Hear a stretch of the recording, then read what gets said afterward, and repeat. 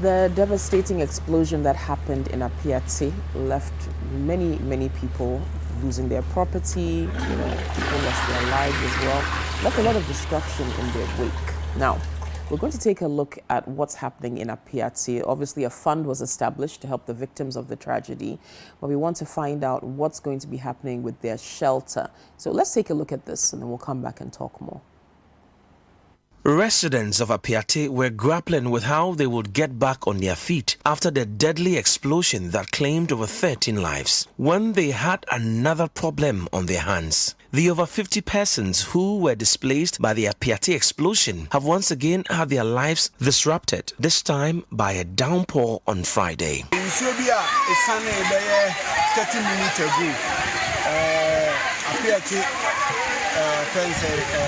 relief camp penny behe tent akasiye yu beye enum ne nketewa beye 9 ne others beye nsia binom die nsuo no ama sokra na ohwe machi a uhu se nsuo na ama so tisisi ame no kase let us say nsuo na ye twen nti ama ye bo sa dan kokuro yisini ehu behia se yebetum bikan tentempa na se ne kapentafo no wahi omu wahi omutum kamera nyenhyase modan si nyenhyase mfa abatan ne manefo nko sa dan ne mu nyesa se die nfie yi mutum na yi owu se efirichina de kone na mutum na nfie beto a se mfa so. The Appiate Reconstruction Implementation Team has begun refurbishing 40 buildings owned by Future Global Resources Limited at Odumase to temporarily house the victims. This may be progressive, but it is temporary. The big question has to do with when the government is moving to site to begin work on the reconstruction of the Appiate community. Putting up a building is not a one-day job. And especially when you are going to put up a whole complete township. What it entails is for you to have a local planning scheme. Aside that too, the local planning scheme, after it being drawn and approved by the requisite planning authorities, would have to be interpreted on the ground. Then you have the roads people coming in to also do the road layout. That will give you the layout finally on the ground of the planning scheme. All this entails planning to get to that point. We have been working, I'll say, around the clock to ensure that we are able to do that at the best possible time. Where we've reached on a normal situation, these things will take you a year to plan such a thing. The Appiate Support Fund, which was set to mobilize adequate funds to rebuild the community destroyed by the fatal explosion, has so far received over 35 million in donations. As we speak now, the local planning scheme is ready now.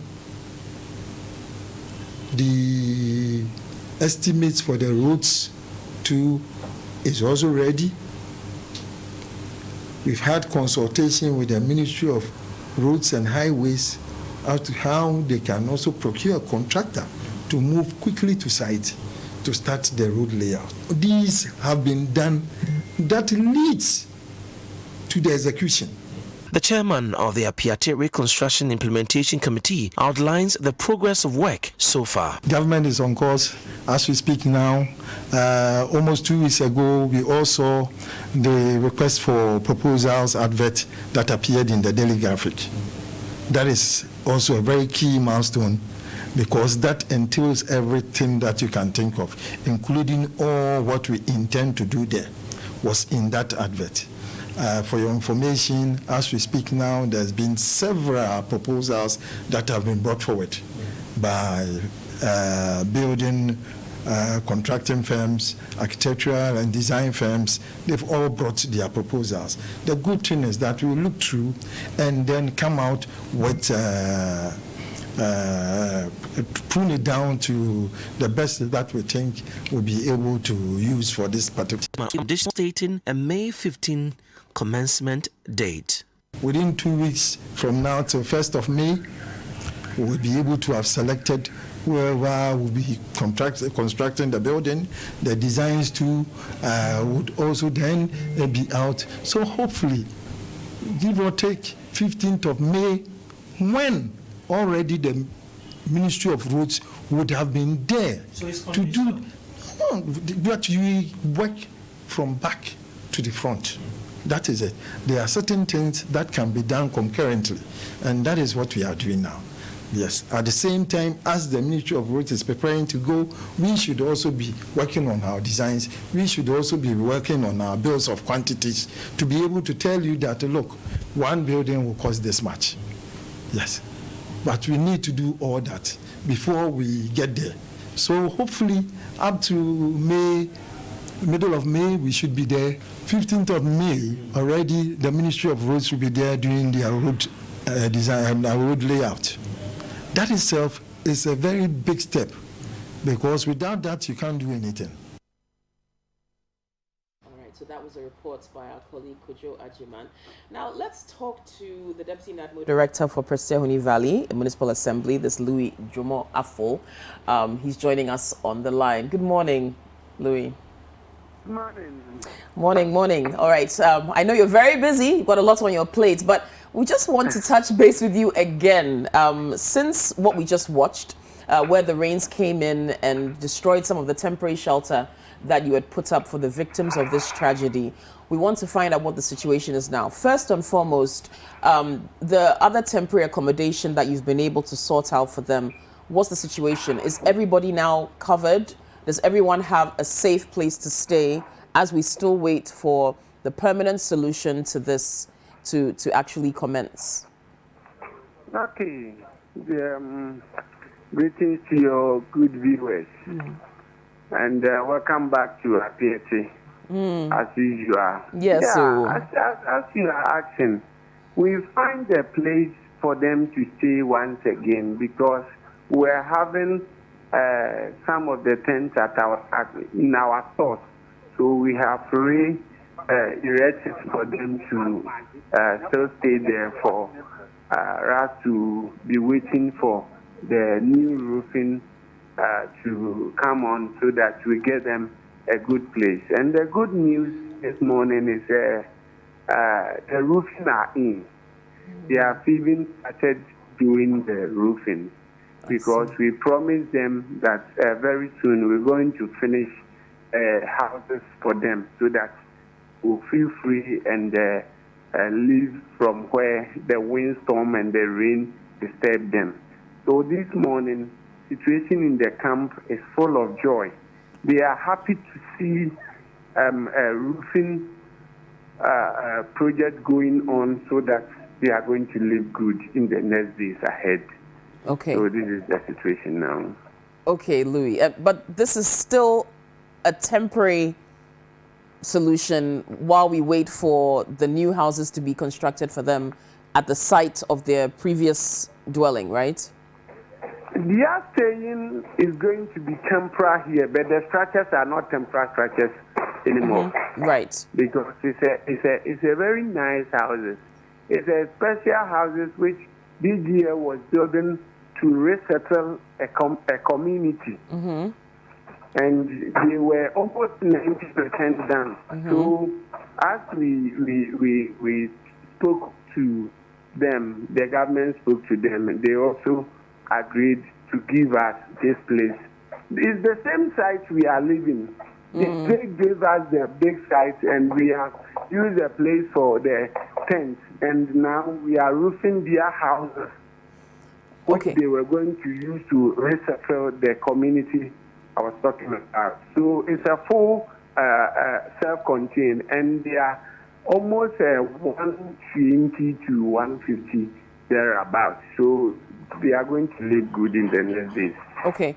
All right. So then why not, I mean, can this not be a permanent solution for them? Since you're going to rebuild Appiate anyway, and these houses are already there, yes, you wanted to resettle some other people. Couldn't you let the Appiate victims take this as their new residence, then still rebuild Appiate, and then you can resettle the other people later? Because it sounds like whoever was going to be resettled already has a place where they are. They just need to be moved, right?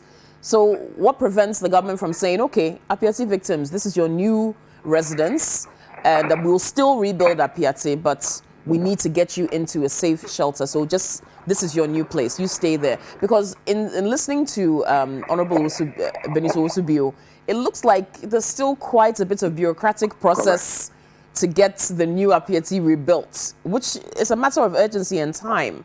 Okay, so I'm just wondering, what prevents government from saying where we are putting their victims up right now can be their permanent dwelling? If you have spoken to my boss, Honorable Benito Bio, then what do you expect me to say again? Building a room is not a day job. You know, Appiate old site building will come on. We should exercise patience. We are just doing this for them so that we will take our time to work on their permanent buildings for them. This is just a consultation, and the company have and the leaders. Let me say, the leaders has been so sensitive in a way that as it rained last week, it wasn't easy. You can't even feel happy. You can't even sleep. You are in a disaster, and another disaster too has occurred. So this is what we are doing for them. You see, there are a lot to be done about all the Appiate, and we should exercise patience for the good work to be done over there. So since my boss, Honorable Benito Bio, good morning. This morning he'll be coming here. Since he has spoken, let's take it from him because he is the chairman for the reconstruction team. Do you have a sense of what timelines we are looking at in terms of completing everything and taking our hands off the reconstruction project? Don't worry, because I am in NADMO, and whenever we give time, we also consider disaster than any other thing. So giving you a time, you are there with the Honorable Minister Benito Bio. He'll give you everything. Once the project, I can see the fear in Ghanaians is government will start and you will not finish and so on. No, this issue is very different. And this Appiate incident is quite different. And everybody should look at the way we have handled the issue. It's different from any other issue. So nothing will be left behind. We'll do everything possible. Mr. Afo, I don't think that for me anyway, I have any concerns about government not finishing or completing the project. And that's not even an issue. I think that the awareness of Appiate to Ghanaians is such that the government, we expect government to finish this project. My issue is timelines. I think it's important, for us to, and it's true that disasters do happen, right? So as you project a timeline, it's a projection. It doesn't mean necessarily that you are bound by that projection, but it just gives us a sense of what government is working with. That's what we are looking at. We are going to start at next month, 15th. Okay, 15th of next month. That is what my leaders are saying, that up to next month, 15th, definitely the project will be started. Okay. Mr. Afo, just quickly, we understand that 35 million Ghana cedis has been raised so far for the Appiate Fund, which sounds like a lot of money. We know that in construction, things can change, right? But funding-wise, are we set? Is there still more money that needs to be raised, or will that 35 million cover the proposed rebuilding? Hey, there are big people ahead of me. I'm the camp manager. I'm managing the camp. So, questions like this, please. No problem. Fair enough. We won't stress you anymore. We won't stress you anymore with that information. Okay.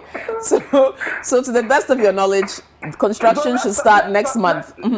Next month. Let's talk locally. Let's talk about Appiate people. Let's talk here. Let's talk about the camp. I'm the camp manager. Let's talk here. No problem. Okay. So all right, you've told us that they've been moved. They're going to be moved into these nice houses, as you put, at least for now, and they'll be safe and secure there.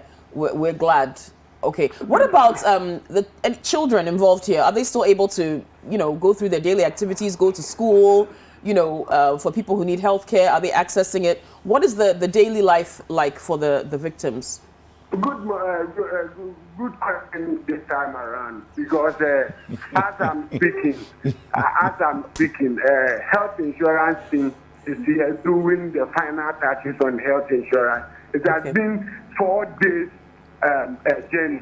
We are ending today, and it's even the new entering SHS students.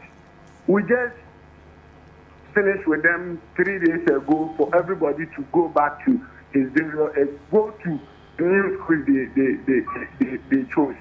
So meaning school children over here are very okay. If you have been witnessing what is going on here, we have a which carried them to the various schools. What we did is, after the incident, we consider where we brought them. So we look around the schools and we disperse them to the various schools around us. So there's a car taking them in, taking them out every day.